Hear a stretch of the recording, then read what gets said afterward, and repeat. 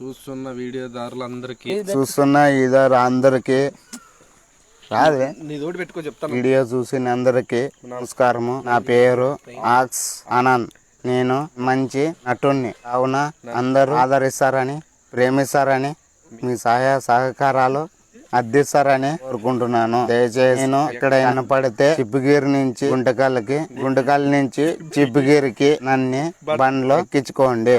మధ్యలోన ఏంటి కొడతారులేవా మనోళ్ళు మన ఊర్లో ఏంటి కొడతారు?